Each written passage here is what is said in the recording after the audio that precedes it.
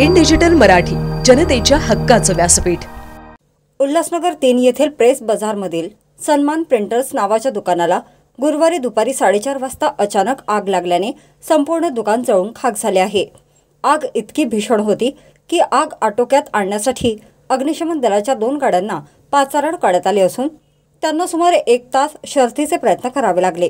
आगीवर नियंत्रण मिळवण्यात यश आले, मात्र तिथे उपस्थित असलेले मशीन व इतर साहित्य पूर्णपणे जळून खाक झाले आहे।